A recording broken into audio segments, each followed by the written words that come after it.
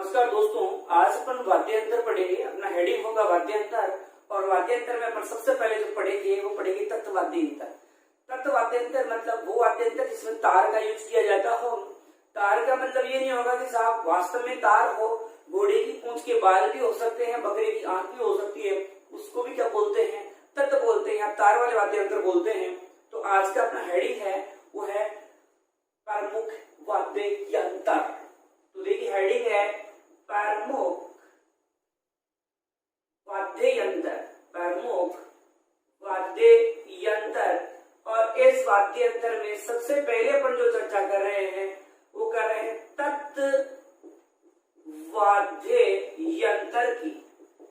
तत्वाद्ययंत्र का मतलब है वह वाद्ययंत्र जिन वाद्य यंत्रों में तारों से ध्वनि उत्पन्न होती हो उन्हें क्या कहते हैं, तत्वाद्ययंत्र। ज्यादा कोई रट्टा मारने की जरूरत नहीं है। तत् का मतलब ऐसा वाद्य यंत्र जिसमें तार से ध्वनि उत्पन्न होती हो। तारों को जब स्पर्श करेंगे, अपन छुएंगे तो उससे क्या होगा, ध्वनि उत्पन्न होगी और वो ध्वनि उत्पन्न करने वाले यंत्र ही क्या कहलाएंगे, तत्वाद्य यंत्र कहलाएंगे। तो जिन वाद्य यंत्रों से तार से ध्वनि उत्पन्न होती है वही क्या कहलाएगा, तत्वाद्य यंत्र। ठीक है, ज्यादा रट्टा मारने की जरूरत नहीं है। तत् का मतलब वह वाद्य यंत्र जिसमें तार का यूज किया जाता हो, तार से स्पर्श करने पर ध्वनि उत्पन्न होती हो। सबसे पहले इसमें पढ़ेंगे अपन सारंगी। देखिए सारंगी, क्या प्राचीन काल में भी सारंगी को सारंगी कहते थे? नहीं, पहले सारिंदा कहा जाता था। तो प्राचीन नाम आपसे पूछे कि सारंगी का प्राचीन नाम क्या है तो आप क्या कहोगे, सारिंदा। क्या कहोगे, सारिंदा। प्राचीन काल में सारंगी को क्या कहते थे, सारिंदा। और राजस्थान में तत्व वाद्य यंत्रों में सर्वश्रेष्ठ है ये। तत्व वाद्य यंत्रों में राजस्थान में क्या है, तत्व वाद्य यंत्रों में सर्वश्रेष्ठ है, सर्वश्रेष्ठ है। मतलब जितने भी तत्व वाद्य यंत्र तार वाले हैं उनमें सर्वश्रेष्ठ जो वाद्य यंत्र होता है वो कौन सा होता है, सारंगी होता है। अब देखो सारंगी में जो तार होते हैं वो तार कितने लगे होते हैं, तो 27 तार लगे होते हैं। कितने, 27। सारंगी जो है कौन सी जाति के लोग मुख्य रूप से बजाते हैं, तो यहाँ जाति जो है लंगा जाति के लोग। कौन सी, लंगा।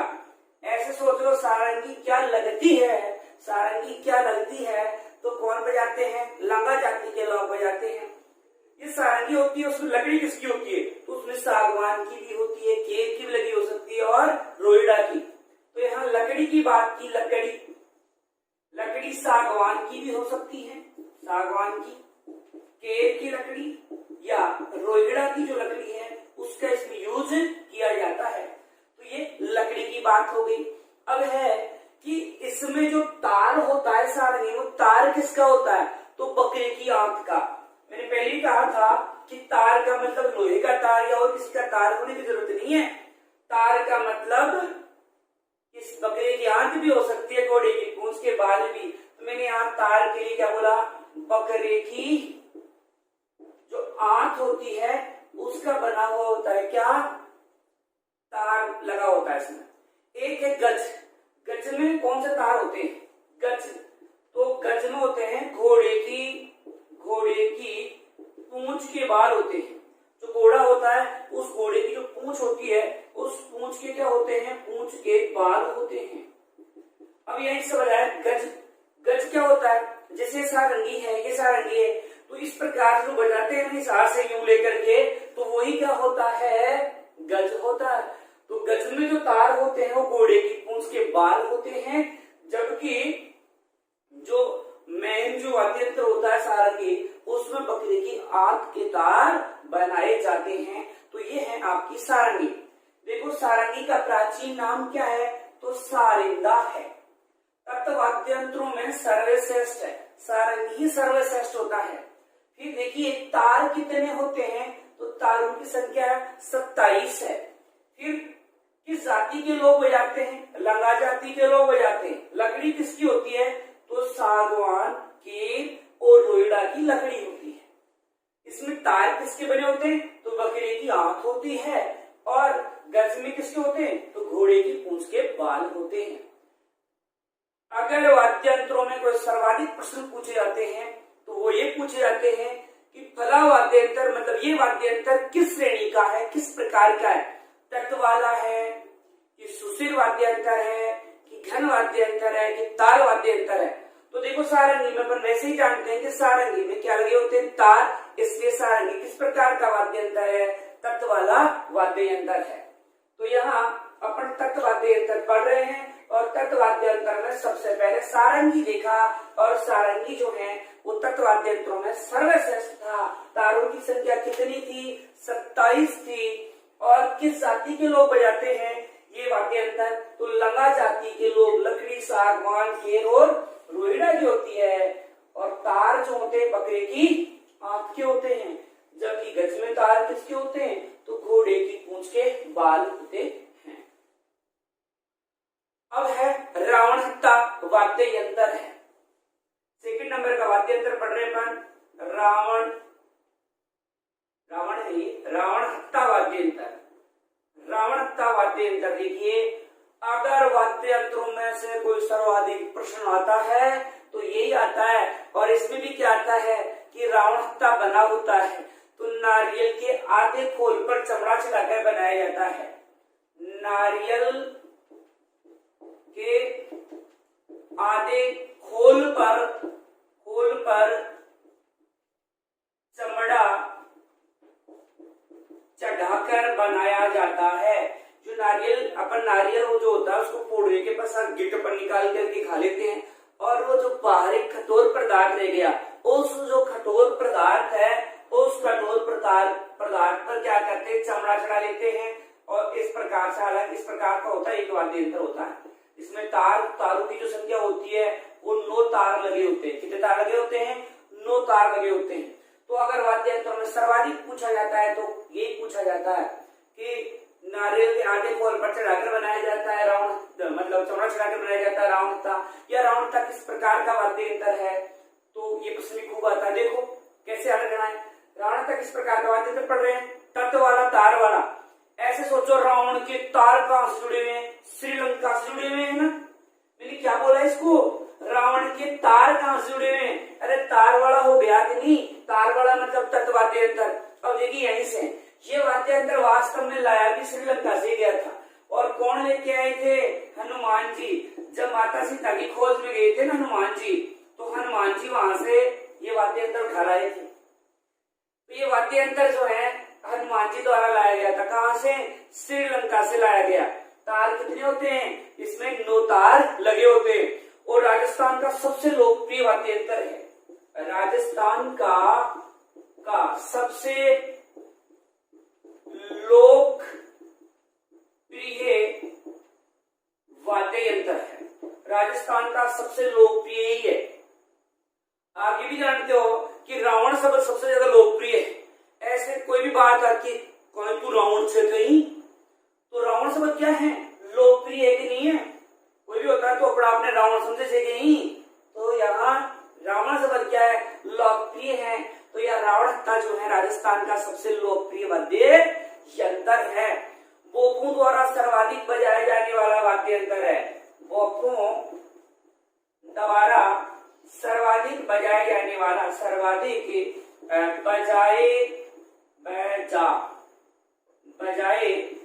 जाने वाला वाद्य यंत्र जो है वो रावण हत्ता वाद्य यंत्र है। राजस्थान और गुजरात के जो राजकुमार है, राजस्थान वह गुजरात के जो राजकुमार है वो राजकुमार सबसे पहले कौन सा वाद्य यंत्र बजाना सीखते थे, तो रावण हत्ता वाद्य यंत्र बजाना सीखते थे। कहाँ के, राजस्थान और गुजरात। इसके अलावा रामदेव जी, डूंगी जोहार जी के जो गोफे होते हैं या बापू जी के जो गोफे होते हैं वो कौन सा वाद्य यंत्र काम में लेते हैं, रावण हत्ता। किस किसका, रामदेव जी के गोफे, बापू जी के गोफे, ठीक है, रामदेव जी, बापू जी, डूंगी जोहार जी, तो इनके गोफे होते हैं वो कौन सा वाद्य यंत्र काम में लेते हैं, तो रावण हत्ता। जैसे रामदेव जी की पढ़ के वाचन के समय रावण हत्ता लेके, बापू जी की पढ़, डूंगी जोहार जी की जो पढ़ वगैरह होती है उसके वाचन के समय कौन सा वाद्य यंत्र काम में लेते हैं, तो कौन सा ले रहे हैं, तो रावण हत्ता वाद्य यंत्र काम में लेते हैं। तो ये है रावण हत्ता वाद्य यंत्र है। हालांकि रावण को कभी कभी डब भी कह देते हैं, कभी कभी क्या कहते हैं इसको, डब।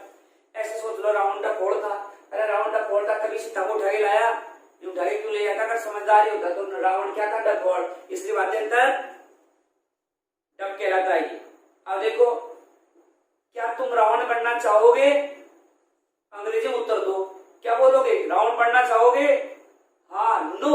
क्या बोलोगे? नो। तो नो का मतलब नो, तार कितने उसमें, नो। बनाया कैसे जाता है? नारियल के आधे खोल पर चमड़ा चढ़ाकर बनाते हैं। अब रावण के पास सबसे पहले कौन गए थे? अरे सबसे पहले हनुमान जी गए थे। तो हनुमान जी कहां से लाए हैं? श्रीलंका से। और रावण सबसे लोकप्रिय है, तो सबसे लोकप्रिय वाद्ययंत्र भी कौन सा है? रावण का वाद्ययंत्र है। बॉपू द्वारा सर्वाधिक बजाया जाने वाला वाद्ययंत्र भी कौन सा है? रावण का है। राजस्थान और गुजरात के राजकुमार, अरे राजकुमार पहले अपना आपने रावण ही समझता, अपना आपने राजकुमार रावण ही समझता, क्योंकि राजकुमार राजा का शासन होता तो मन मर्जी करता, तो इसलिए इसे राजकुमार तो खुद ही अपने आप को रावण समझते हैं, तो रावण का वाद्ययंत्र हो गया। रामदेव जी, बापू जी, डोंग जी जो आरसी के भूपे हैं, वो कौन सा वाद्ययंत्र काम में ले रहे हैं? तो रावण का। और सर्वाधिक पोपू द्वारा भी कौन सा बजाया जाता है? तो रावण हत्ता। तो ये आपका वाद्ययंत्र हो गया रावण हत्ता। तो रावण के तार कहां से जुड़े हुए हैं? श्रीलंका से। इसका मतलब समझ गए होंगे कि ये वाद्ययंत्र कैसा है? तत्व वाद्ययंत्र है, तार वाला वाद्य यंत्र है। अब देखो, आगे अपन चर्चा करते हैं। एक वाद्ययंत्र है और उस वाद्ययंत्र का नाम है जंतर। क्या नाम है? जंतर। तो जंतर है गुज्जर जाति के बगड़ावत होते, गुज्जर जाति के बगड़ावत जो गुज्जर गोपे होते हैं, वो इस वाद्ययंत्र को बजाते हैं। और ये वीणा का प्रारंभिक रूप है। वीणा का क्या माना गया है? प्रारंभिक जो रूप माना गया है, वो किसको माना गया है?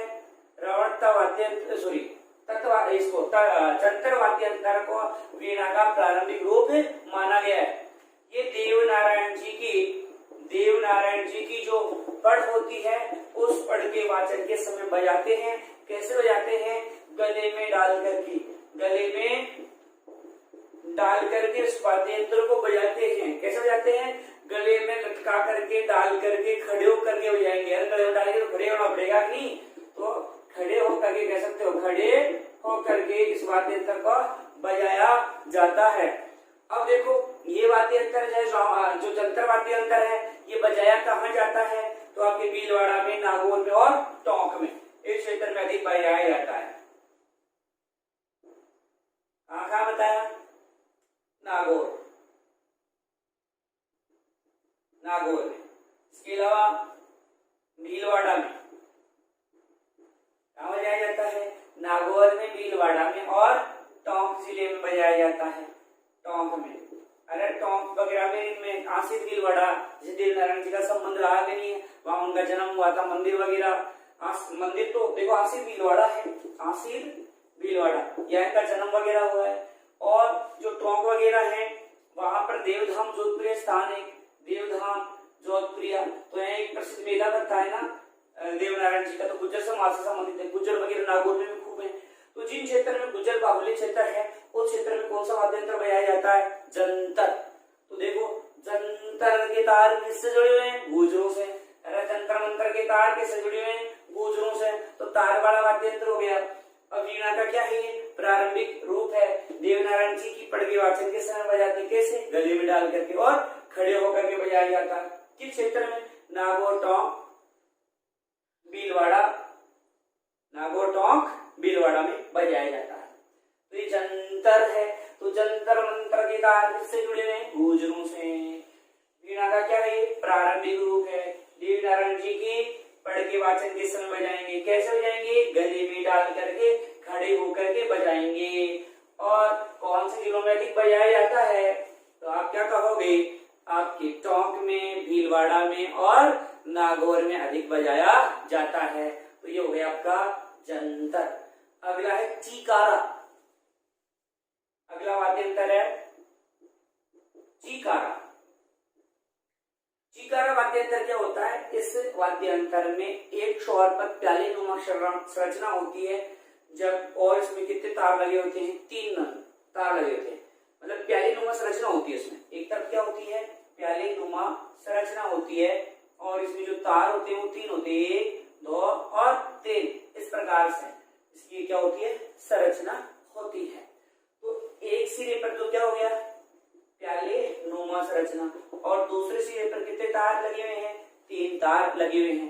देखो चिकारा जो है इसमें शब्द भी कितने हैं, चिकारा में 3 ही है, तो इसमें यहाँ 3 है, 3 ही तार इसमें लगे हुए हैं। बजाते कौन है, जोगी है, मेव है, ग्रासिया वगैरह बजाते हैं। कौन कौन बजा रहे हैं, जोगी, मेव और ग्रासिया, ये मुख्य रूप से बजाते हैं। लेकिन ध्यान रखना राजस्थान के कौन से जिलों में अधिक बजाया जाता है, कौन से जिलों में अधिक बजाया जाता है, तो राजस्थान की जो पूर्वी इलाका है इसमें आपके अलवर और भरतपुर, इन दोनों जिलों में सबसे ज्यादा बजाते हैं। ठीक है, तो चिकारा जो वाद्य यंत्र है वो कैसा वाद्य यंत्र है, तत्व वाला। देखो कैसे याद रखना है, ये चिकारा है, ध्यान रखना, चिकारा एक वाद्य यंत्र है, चिकारा एक वाद्य यंत्र है। जबकि चिंकारा क्या है, तो चिंकारा एक अपना राज्य वन्य जीव है, राज्य पशु है, वो कौन है, चिंकारा। तो आप चिंकारा से ध्यान रख सकते हो कि चिंकारा एक राज्य पशु है अपना, और ये जो राज्य पशु है चिंकारा, इस चिंकारा की क्या होती है, पूंछ, पूंछ में क्या होते हैं, बाल, और बाल से क्या बना सकते हैं, तार। तो ये कैसा वाद्य यंत्र है, तार वाला वाद्य यंत्र है, मतलब तत्व वाद्य यंत्र है। तो ये हो गया आपका चिकारा। एक सिरे पर प्याले नुमा संरचना होती है, दूसरे पर 3 तार लगे होते हैं जो कि मेव ग्रासिया बजाते हैं। चिकारा एक वाद्य यंत्र है, जबकि चिंकारा क्या है, तो एक पशु है। हालांकि अपन ऊंट को भी देखो, वन्य जीवों में राजकीय पशु जो होता है वन्य जीवों में वो होता है चिंकारा, जबकि पशुधन में है वो होता है ऊंट, होता है, अलग से पढ़ेंगे। तो यहाँ ये चिकारा वाद्य यंत्र है वो कहाँ बजाया जाता है, तो आपके अलवर और भरतपुर में। जबकि अपन ने भी जंतर देखा था, वो जंतर कहाँ बजाया जा रहा था, तो जंतर जो अपना बजाया जा रहा था वो टोंक में, भीलवाड़ा में और नागौर जिले में बजाया जा रहा था। आपके 4 वाद्य यंत्र हो गए। 5वां वाद्य यंत्र एक तारा। कौन सा तारा है, एक तारा, एक तारा। देखिए तारा में क्या है, एक तारा वाद्य यंत्र है वो नारद का वाद्य यंत्र है। किसका है, नारद का। तो नारद इसको बजाते थे। अब नारद जो है किससे बजाते हैं, अंगुली से बजाते हैं, एक हाथ की अंगुली से इसको बजाया जाता था। और एक आदि वाद्य यंत्र है। कैसा वाद्य यंत्र है, आदि वाद्य यंत्र है। आदि का मतलब है आदि काल से, मतलब प्राचीन काल से इसको बजाते आ रहे हैं। तो कैसा वाद्य यंत्र है, आदि। देखो कैसे याद रखना, एक था नारद, एक तारा, एक था नारद। और नारद आपको पता है देवताओं में क्या करता था, आंगली करता था, अंगुली करता था। इसलिए कैसा वाद्य यंत्र है ये, एक तारा जो है वो अंगुली से बजाया जाने वाला वाद्य यंत्र है। एक अपन को याद रखना है किस प्रकार का वाद्य यंत्र है। तो देखो एक तारा, तार से बजा रहा है, इसका मतलब तार वाला वाद्य यंत्र है। और तार का मतलब क्या होता है, तार का मतलब जो होता है तत्व वाद्य यंत्र। तो यहाँ आपने देखा कौन सा वाद्य यंत्र, एक तारा। लेकिन खास बात और वो ये है कि मगरमच्छ की जो खाल होती है उस खाल का यूज इसमें करते हैं। जो पर्दा बनाते हैं इसमें पर्दा लगाते हैं, वो पर्दा किसका लगा होता है, तो मगरमच्छ की खाल का प्रयोग है वो इसमें किया जाता है। तो एक तारा, एक था नारद, ठीक है। और नारद जो है आदि काल से आ रहा है, मतलब प्राचीन काल से था, तो आदि वाद्य यंत्र है। नारद देवताओं की अंगुली करता था, इसलिए अंगुली से बजाया जाता है। और मगरमच्छ की खाल का इसमें पर्दा लगा हुआ होता है। इसके बाद देखिए कामा यच्चा वाद्य यंत्र है। कौन सा वाद्य यंत्र है, कामा याचा वाद्य यंत्र है। कामा यच्चा वाद्य यंत्र एक ईरानी वाद्य यंत्र है। ईरानी वाद्य यंत्र का मतलब होता है कि ये वाद्य यंत्र ईरान से लाया गया है। तो ईरानी वाद्य यंत्र है और सारंगी के समान है। किसके समान है, सारंगी के समान है। अब आप जानते हो सारंगी के समान है तो इसमें तारों की संख्या कितनी होगी, 27। इस प्रकार से इसमें तार जो लगे होते हैं वो 27।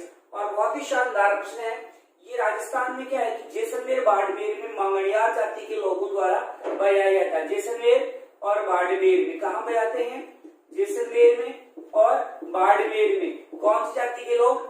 मांगणियार जाति के लोग बजाते हैं। कौन सी जाति के लोग? मांगणियार जाति के लोग इसको बजाते हैं। तो देखो ईरानी वाद्य यंत्र है। देखो नाम आया कामायच्चा, काम चलाना है किससे? ईरानी से ही काम चलाना है। कामायच्चा ईरानी वाद्य यंत्र, मतलब काम किससे चलाना है? ईरानी से। अब ये कैसे? सारंगी के समान। अब आप जानते हो सारंगी के समान ही है, तो ये तत्व वाला वाद्य यंत्र होगा कि नहीं होगा? और तार जो है सारंगी के समान ही लगे हुए हैं, और वो कितने तार इसमें? 27। और देखो काम चला रहे लोग, कैसे काम चला रहे हैं? मांग करके। कैसे काम चलाते हैं लोग? मांग करके। तो मांगणियार जाति के लोग हैं, वो इस वाद्य यंत्र को बजाते हैं। और कहाँ? जैसलमेर बाड़मेर। देखो आपके मांगणियार जाति है, लांगा जाति है, जैसलमेर बाड़मेर की तरफ से दिखे पाई जाती है। इसके अलावा गोपीचंद बरती की जो कथा होती है उस समय बजाते हैं इसको। गोपीचंद की और जो बरतरी है, उस बरतरी की जो कथा का वाचन करते हैं उस समय भी कौन सा वाद्य यंत्र बजाते हैं? कामायच्चा वाद्य यंत्र बजाते हैं। तो एक था नारद, तो एक तारा कैसा वाद्य यंत्र हो गया? नारद वाला। अब नारद देवताओं के करता था अंगुली, इसलिए अंगुली को बजाया जा रहा है। और आदिकाल से चली आ रही है परंपरा नारद वाली, तो आदि वाद्य यंत्र है। और मगरमच्छ की खाल का पर्दा होता है।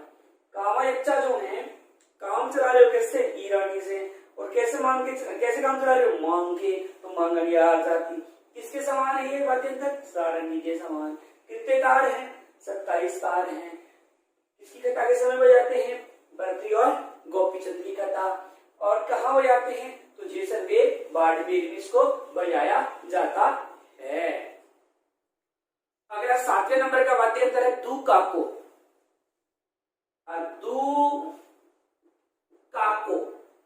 देखो दुकाको वाद्य यंत्र, दुकाको वाद्य यंत्र दीपावली के अवसर पर बजाया जाता है। कौन सी जाति के लोग? तो भील जाति के लोग बजाते हैं। कैसे बजाते हैं? घुटनों के मध्य रख करके बजाया जाता है। ठीक है। और कहाँ बजाया जाता है? वांगड़ क्षेत्र में बजाया जाता है। ठीक है। वांगड़ क्षेत्र आपका डूंगरपुर बांसवाड़ा वाला जो क्षेत्र है उस क्षेत्र में अधिक बजाते हैं, डूंगरपुर और बांसवाड़ा में। कहने का मतलब दक्षिण राजस्थान का हो गया ना ये वाद्य यंत्र, दक्षिण राजस्थान में यहाँ इस वाद्य यंत्र को बजाया जा रहा है। देखो दू काको, यहाँ एक शब्द आ रहा है काको। राजस्थानी भाषा में काका किसको कहते हैं? काका जानते हैं ना, चाचा को काका कहते हैं। तो नाम देखो दू काको, से काको। और काको टुस्कना दे रहा है दीपावली के अवसर पर दे रहा है। और कैसे दे रहा है? घुटनों के बीच में रख करके, देखो घुटनों के मध्य रख करके बजा रहा है काका। नाम देखो ना सर, दू काको। टुक दे रहे से काको कहना दीपावली पर कि घुटना के बीच में लगे ढूंढा। अरे ढूंढा ही तो होगा डूंगरपुर बांसवाड़ा। अब काका ने दीपावली के अवसर पर मारा है तो काका को वापस तो नहीं मार सकता, लेकिन छोटी मोटी गाड़ी तो निकाल ही सकते हैं। सड़ो भील आदिवासी मारे मन, क्या भील आदिवासी मारे। तो इससे याद रखो कि भील लोग हैं वो इसको क्या कर रहे हैं? बजा रहे हैं। तो दू काको, दुख दियो काको, करना दियो दीपावली में, किया दियो घुटना के बीच में किया की आवाज आई ढूंढा। तो डूंगरपुर बांसवाड़ा। और कैसे? घुटनों के मध्य रख करके। और कौन सी जाति के लोग? तो भील जाति के लोग बजाते हैं। कौन सा वाद्य यंत्र? दू काको। तो ये है आपका वाद्य यंत्र दू काको। दू काको गया। इसके बाद में आ जाइए गुजरी वाद्य यंत्र है। कौन सा वाद्य यंत्र की चर्चा कर रहे थे? गुजरी वाद्य यंत्र की। तो जो भी अपना नंबर आ रहा है गुजरी 8वां नंबर आ रहा है, ले लो 8वां नंबर। गुजरी वाद्य यंत्र देखो, रावण हत्ता के समान, लेकिन उससे छोटा होता है। उसी के समान होता है, रावणता के समान ही होता है गुजरी, लेकिन कैसा होता है? उससे छोटा होता है। छोटा है तो तार कम ही होंगे भाई, इसमें 5 तार लगे होते हैं। और गुजरी वाद्य यंत्र जो होता है आकार कैसा होता है इसका? अर्धचंद्राकार है। आकार कैसा है इसका, अर्ध चंद्राकार जो है वो होता है गोजरी वाद्य यंत्र का आकार। ऐसे सीन देख लो आप, गुजरी, गुजरी मतलब गुजरों की औरत देख लो आप। तो आप एक तो आपको याद रखना तत्व वाला वाद्य यंत्र, जैसे मान लो ये गुजरी है, ठीक है, ये गुजरी है। अब गुजरी की क्या है, एक चोटी है और चोटी में क्या है, बाल, और बाल से क्या बनाओगे, तार। तो कैसा वाद्य यंत्र हो गया, तत्व वाला। अभी पीछे अपने पढ़ा दू काको, दू काको। अब काका की क्या होती है, एक चोटी, मेरे तो नी की बाल ही नहीं है ना, तो दू काको, तो काका की क्या होती है, चोटी, और चोटी में क्या है, बाल, और बाल से क्या बनाओगे, तत्व। तो दू काको भी वाद्य यंत्र कैसा था, तत्व वाद्य यंत्र था, तार वाला वाद्य यंत्र था। तो ये गुजरी है, ऐसे सोच लो ये गुजरी है कोई, और गुजरी है, इसका आकार कैसा है, अर्धचंद्राकार है। मतलब ये गुजरी है ना, टेढ़ी मेढ़ी गुजरी है कोई, ऐसा सोच लो। सोचने में तुम्हारा क्या जाता है यार, सोच लीजिए, याद हो जाए तो सोच लिया करो, छोटी मोटी बातें हैं। तो ये गुजरी है, तो ये गुजरी आपको कैसे दिख रही है, अर्धचंद्राकार जो है वो गुजरी दिख रही है। तो ये गुजरी कैसी है, अर्धचंद्राकार है। तो इस वाद्य यंत्र का आकार कैसा है, अर्धचंद्राकार है। तो ये आपका गुजरी वाद्य यंत्र हो गया। तो गुजरी वाद्य यंत्र किसके समान है, रावणता के समान है, लेकिन वो सभी क्या होता है, छोटा होता है, मतलब तार कितने हैं, 5 है। आकार कैसा है, अर्धचंद्राकार है। सोच लो गुजरी कैसी है, आधे चांद की तरह दिखती है गुजरी। उससे आप याद रख सकते हो। केवल देखो कुछ चीजें हैं, केवल याद रखने के लिए बोल रहा हूँ, ज्यादा सीरियस मत लेना कि गुजरी आधी चंद्राकार कब आती है, आती है नहीं आती वो बात भूल जाओ, केवल याद रखो इस चीज को। अब आगे देखो, एक वाद्य यंत्र सुरमंडल, नाम देखो इसका क्या है, सुरमंडल। अपन 9वें नंबर का वाद्य यंत्र पढ़ रहे हैं, सुरमंडल। तो सुरमंडल को कहते हैं कोकिला, कोकिला वीणा कहते हैं इसको। क्या कहते हैं, कोकिला वीणा है। वो किसे कहते हैं अपन, कोकिला वीणा कहा जाता है। कीला, ये छोटा लिख लो, कोकिला, कोकिला। तो कोकिला वीणा भी कहते हैं इस वाद्य यंत्र को। क्या कहते हैं, कोकिला वीणा कहते हैं। और कहाँ बजाया जाता है कोकिला वीणा या सुरमंडल, तो पश्चिमी राजस्थान में। इधर वाला जो राजस्थान है ये पश्चिमी राजस्थान है, तो पश्चिमी राजस्थान में इस वाद्य यंत्र को अधिक बजाते हैं। देखो जिसके सुर अच्छे होते हैं तो उनको अपन क्या कहते हैं, कोकिला वगैरह कहते हैं। तो उसी से आप याद रख सकते हो कि सुर अच्छे होते हैं जिसको कहते हैं क्या कहते हैं, कोकिला। तो इसलिए इसे कहेंगे कोकिला वीणा।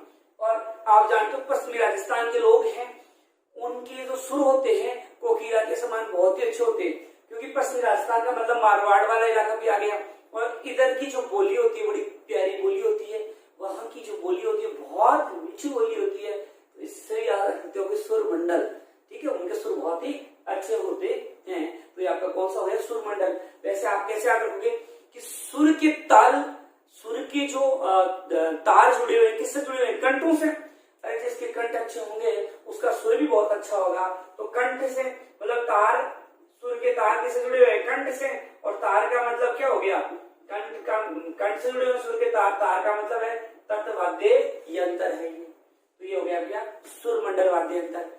इसके बाद में एक है बफंग और एक है अपंग। बफंग और अपंग दो प्रकार के वाद्य यंत्र है। तो पहले देखो बफंग वाद्य यंत्र, बफंग वाद्य यंत्र देखिए, डमरू के समान होता है। जैसे भगवान शिव का डमरू आता है उसी के समान होता है। डमरू नहीं होता लेकिन किसके समान होता है, डमरू के समान है। मतलब आप कह सकते हो कि शिव का जो डमरू आता है उसके समान इसका क्या होता है, आकार होता है। किसका बना हुआ होता है, तो तुम्बी का। ये तुम्बी आप लोग की वगैरह, ये वगैरह जिसको आप बोलते हो, या कोड़ा वगैरह जो होता है उनसे बनाया जाता है, मतलब तुम्बी से ये बनाया जाता है। किसका बना होता है, तुम्बी का। अपने राजस्थान में सबसे ज्यादा बफंग कहाँ का है, तो प्रसिद्ध है अपने अलवर जिले का। बफंग कहाँ का प्रसिद्ध है, अलवर जिले का है। और एक नाम सुना होगा जूहर खां मेवाती, जूहर खां मेवाती है। ये जूहर खां मेवाती ऐसा व्यक्ति है जो इस बफंग वाद्य यंत्र के लिए बहुत प्रसिद्ध है। तो देखो जूहर खां मेवाती। और वैसे अपन मेवात क्षेत्र किसे कहते हैं, अलवर को कहते हैं। तो ये कहाँ बजाया जाता है, अलवर में बजाया जाता है। तो बफंग, और अभी एक बोला मैंने अपंग, बफंग के बाद में क्या बोला, अपंग है। अपंग देखो, अपंग ऐसे सोच लो, पील गरासिया क्या हो गए, अपंग। तो पील और गरासिया जाति के लोग हैं वो इस वाद्य है ना, इस एरिया में बजाया जाता है। तो बभंग है भील और गरासिया जाति के लोग बजाते हैं। ठीक है, ऐसे सोच लो अपंग कौन हो गए हैं, भील और गरासिया अपंग हो गए। फिर कोई अपंग हो जाता है, मतलब मानो किसी का पांव टूट गया, पैर टूट गया, तो उस पांव में राड लगती है। अब राड किसकी बनती है, तार की बनती है, तार ही तो आता है उसमें, तो तार की बनती है। इसका मतलब समझ गए होंगे कि अपंग किस प्रकार का वाद्य यंत्र है, तत् वाद्य यंत्र मतलब तार वाला वाद्य यंत्र है। तो सुर मंडल जो है उसको अपन क्या कह रहे हैं, कोकिला वीणा कह रहे थे। किधर बजा रहे थे, पश्चिमी राजस्थान में। और दो वाद्य यंत्र पड़े, अपंग और बभंग, दोनों कैसे तत् वाला है। तो कौन सा डमरू के समान था, अपने देखा डमरू के समान कौन सा है, बभंग है भाई। इसके बाद में आइए अगला वाद्य यंत्र है कोटी। कौन सा वाद्य यंत्र है, कोटी। तो देखिए कोटी भील बजाते हैं, कब बजाते हैं, घूमरा नृत्य के समय। कौन सा नृत्य के समय, घूमरा नृत्य के समय। तो कोटी है, कोटी एक वाद्य यंत्र होता है जो कि भील जाति के लोग घूमरा नृत्य के समय कि अरे घूमर, कोई घूमरा बोलते हैं आदिवासी जाति में। तो ऐसे सोच लो कि दो कोटी का घूमर नृत्य करते हैं कौन, भील। भील क्या करते हैं, दो कोटी का घूमरा नृत्य करते हैं या घूमर नृत्य करते हैं। क्योंकि मैंने भी क्या बोला, घूमर को ही क्या बोलते हैं, घूमरा बोल रहे हैं। तो ऐसे सोचो कि भील दो कोटी का क्या करते हैं, घूमर नृत्य करते हैं। अगला वाद्य यंत्र है तदुरा, तबुरा, वेणी, चौतारा भी नाम है, जो तेरे ताली नृत्य के समय बजाया जाता है। चौतारा बोल लो, तदुरा, तंबूरा, वेणी, निशान, ये एक वाद्य यंत्र के कितने नाम है, चौतारा, तंबूरा, वेणी, निशान, चौतारा के नाम हो गए। तो देखो तारा, तार से बजा रहा है, तो ये कैसा वाद्य यंत्र है, तार वाला है। और किस नृत्य के समय बजाया जाता है, तो अभी हमने बताया ना, नृत्य कौन सा है, तेर है ताली नृत्य, तेरे ताली नृत्य के समय। आपके मन में आ गया होगा कि गुरुजी तेरे ताली नृत्य के समय तो मंजीरा बजाते हैं। जी आप सही कह रहे हो, गलत बिल्कुल नहीं है, क्योंकि इसका नाम तेरे ताली इसलिए पड़ा क्योंकि इसमें मंजीरों की संख्या 13 होती है। ठीक है, 13 ताली नृत्य में 13 मंजीरे होते हैं।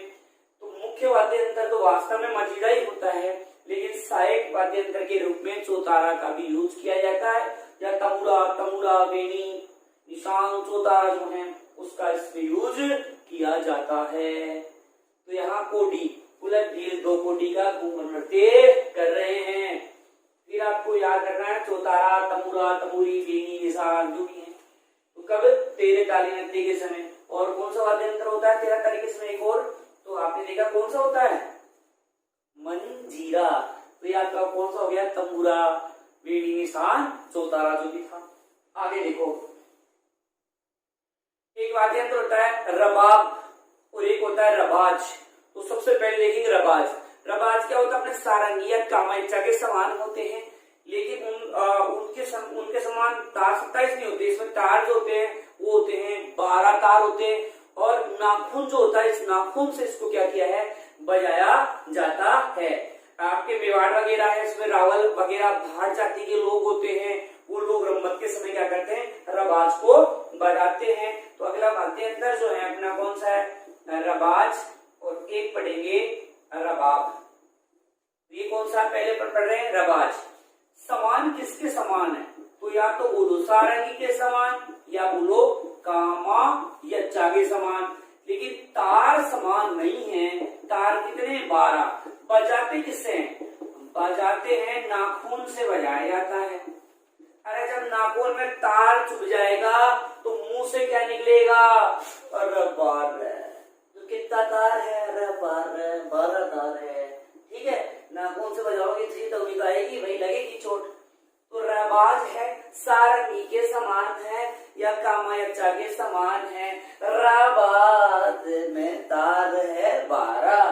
किससे बजा रहे हैं, अंगुली से बजा रहे हैं।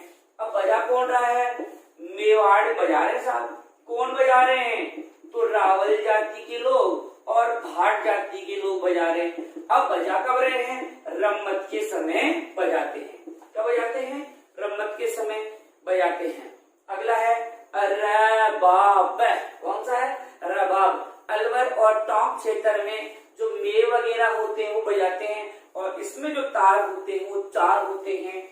तो कहाँ बजा रहे हैं? ये जो वाद्य यंत्र आपकी बजा रहे हैं, एक तो अलवर में बजा रहे हैं और एक राजस्थान जैसे आकार का जिला है ना टोंक, उसमें बजा रहे हैं, यहाँ बजाते हैं। ठीक है। और तारों की संख्या कितनी बताई इसमें? तो तार जो होते हैं वो कितने हैं? 4 तार होते हैं। 4 तार हैं तो तार ही 4 है, तो तार बड़ा वाद्य यंत्र होगा कि नहीं होगा? और कौन सी जाति के लोग ज्यादा बजाते हैं? तो मेव जाति। वैसे अलवर की तरफ मेव ज्यादा है, तो अलवर टोंक का वैसे प्रसिद्ध है ये रबाब। इस प्रकार के वाद्य यंत्र देखिए अपन ने, रबाब और रबाज। तो रबाज है किसके समान है? सारंगी के समान है।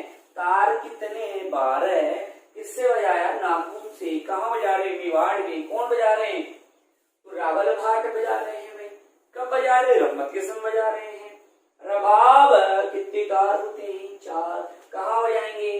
अलवर टोंक में। और किस जाति के लोग अधिक बजा रहे हैं? तो किस जाति के थे? मेव जाति के थे। अगला वाद्य यंत्र है सुरिंदा। कौन सा है? सुरिंदा। ये कभी भी गायन के समय नहीं बजाते हैं, तो कब बजाते हैं? तो मुरला और सतारा की संगत में, मतलब मुरला या सतारा वाद्य यंत्र जब काम में लेते हैं ना, उस समय इसको बजाया जाता है। मुरला और सतारा की संगत में बजाया जाता है। और किस लकड़ी का होता है? तो रोइड़ा, जो एक पेड़ आता है अपना, उस रोइड़ा की लकड़ी से इसको क्या किया जाता है? बनाया जाता है। तो अगला जो भी वाद्य यंत्र आ रहा है, शायद अपना 16 नंबर का वाद्य यंत्र आ रहा है, तो उसको अपन कहते हैं सुरिंदा। क्या कहते हैं? सुरिंदा। तो कब नहीं बजाते? गायन के समय नहीं बजाते। अच्छा क्वेश्चन है, नहीं बजाते। अब तो कब बजाते हैं? तो सतारा व मुरला की संगत में, मुरला की संगत में बजाया जाता है। और किस लकड़ी का बना हुआ होता है? तो रोहिड़ा की जो लकड़ी है, रोहिड़ा की लकड़ी, इस लकड़ी का ये लकड़ी, लकड़ी लड़की हो रहा है क्या? लकड़ी। तो रोहिड़ा की लकड़ी का ये बनाया जाता है। तो ये सुरिंदा है। इसके बाद में है सितार। सितार केल और सागवान की लकड़ी का होता है। और उसमें शानदार जो प्रश्न पूछने वाला है, प्रमुख सितार वादक कौन है? तो पंडित रवि शंकर। तो यहाँ देखो एक आ रहा है सितार, सितार 17 नंबर का देखिए सितार। अब इसमें तार से बता रहा है, इसका मतलब सीधी सी बात है तार वाला वाद्य यंत्र है। और जो केर की लकड़ी होती है, तो किसकी होती है? केर की। और केर के साथ में किसकी होता है? यहाँ सागवान की। और जो शानदार प्रश्न बताया है, प्रसिद्ध कलाकार है, वो कौन है? तो पंडित रवि शंकर है, वो इसका प्रसिद्ध कलाकार है। जैसे अभी थोड़ी देर पहले अपन जोरखा मेवाती पढ़ा था, उसी प्रकार से यहाँ जो सितार का है वो कौन है? तो यह पंडित रवि शंकर है, जो इस वाद्य यंत्र का प्रसिद्ध कलाकार है। बहुत अच्छा बजाता है, बड़ा आनंद आता है। तो ये सितार हो गया। तो सुरिंदा है, कब नहीं बजाते? गायन के समय। तो कब बजाते हैं? सतारा मुरला की संगत में। किसकी लकड़ी होती है? रोहिड़ा की होती है। सितार में किसकी होती है? तो केर और सागवान की होती है। कौन बजाता है? पंडित रविशंकर बजा रहा है। बजाने दो, बजाते रहो, उताड़ा पढ़ते रहो, वाद्य यंत्र पढ़ते रहो। बहुत ही चैप्टर होता है वाद्य यंत्र। अब देखो एक वाद्य यंत्र है पेली। कौन सा वाद्य यंत्र है? पेली। अपन 18 नंबर का पढ़ रहे हैं वाद्य यंत्र पेली। तो देखिए पेली, ऐसे नहीं बोलते पेली में, तो में फोर है मेवात। मेवात बजाया जाता है। मेवात, अलवर और आपका भरतपुर क्षेत्र वगैरह है, में अलवर आता है इसमें। तो ऐसे सोचो पेली में, तो पेली में का मतलब है मेवात में इसको बजाया जाता है। अगला वाद्य यंत्र है गोरजा। कहाँ जा? गोरजा। देखिए गोरजा। अब ये गोरजा वाद्य यंत्र कब बजाते हैं? तो इस गोरजा में बड़े गौर से देखो, तुम देख रहे हो गौर से? गोर पोर गण गोर। आप देखिए इस गणगौर में गोर दिख रहा है, इसका मतलब गणगौर के अवसर पर बनाते हैं, बजाते हैं। इसको किससे बनाया जाता है? मिट्टी से बनाते हैं। किससे बनाते हैं? मिट्टी से। और जैसे ही गणगौर का उत्सव समाप्त होता है, इसको क्या कर देते हैं? तोड़ देते हैं। ठीक है, मतलब उत्सव समाप्त होने के पश्चात नष्ट कर देते हैं। उत्सव समाप्त होने पर, ये समाप्त है, उत्सव समाप्त होने पर तोड़ दिया जाता है या नष्ट कर दिया जाता है। नष्ट लिख लो भैया की बात, तोड़ देते हैं, नष्ट कर देते हैं। उत्सव जैसे समाप्त हुआ, अरे गणगौर में जब ईसर और गणगौर को ही कुएं में डाल देते हैं, तो क्या इस गौर वाद्य यंत्र को छोड़ेंगे क्या? क्योंकि गणगौर ऐसा त्योहार है जहाँ काम निकलने के पश्चात, त्योहार पूरा होने के पश्चात उसको कुएं में डालते हैं गणगौर ईसर को। तो इसी प्रकार से इसको भी तोड़ ताड़ के फेंक देते हैं। और मुख्य रूप से कौन सी जाति हो जाती है? गरासिया। तो गोरजा गणगौर किससे बनाते हैं? मिट्टी से, कच्ची मिट्टी से बनाते हैं। उत्सव समाप्त होने पर क्या कर देते हैं? समाप्त। किस जाति के लोग हो जाते हैं? तो जाति जो है वो है गरासिया जाति के लोग। और लास्ट अपन तत्व के अंदर पढ़ रहे हैं, पावरी या पाविका होता है। इसका आकार अंग्रेजी के सी अक्षर के समान है। तो ये है पावरी या पाविका है, अंग्रेजी के सी अक्षर के समान है। अंग्रेजी के जो सी अक्षर होता है, इस सी अक्षर के समान इसका आकार होता है। तो ये है पावरी या पाविका। इसके साथ ही वाद्य यंत्रों में अपने तत्व वाद्य यंत्र समाप्त कर लिए हैं। तो ये थे आपके तत्व वाद्य यंत्र। उम्मीद करता हूं आपको पसंद आया होगा। पसंद आया है तो लाइक मारिए, नहीं आया तो डिसलाइक मारिए, लेकिन कम से कम पसंद आया तो लाइक तो मार दिया करो। अरे नहीं आ रहा है डिसलाइक मार दो, ताकि मुझे पता तो चले। आलसी राम की तरह देखते रहते हो, देख के जाके पढ़े रहते हो। पढ़ा नहीं रहना है, इसको देखना है, ढंग से देखना है, सीखना है। तुरंत किताब उठाइए मेरी, और किताब उठा करके तुरंत देखिए कि क्या इसमें वो चीज है कि नहीं है। तुरंत इस वीडियो को देखने के पश्चात किताब का चैप्टर खोल के देखो, ताकि आपको ज्यादा फायदा होगा। अरे ये ऐसी दवाई है यूट्यूब, जिसमें केवल नब्ज देखते हैं यहाँ से, बाकी सारा जुगाड़ तो उस किताब में है। तो उसको पढ़िए, पहले यहाँ समझिए और फिर उसको पढ़िए, तुरंत आपकी याद हो जाएगी। आज रात में नहीं पढ़ा रहना है। पता नहीं कोरोना कब तक चलेगा, है कि नहीं है, ये भी ऊपर वाला मालिक है। और कब तक रहेगा ये भी ऊपर वाला नहीं जानता। अरे भगवान ही दरवाजा बंद करके बैठे कैसे जानेंगे? किसी को भी पता नहीं है। तो इसलिए घर बैठे हुए पढ़ाई करते रहिए। धन्यवाद।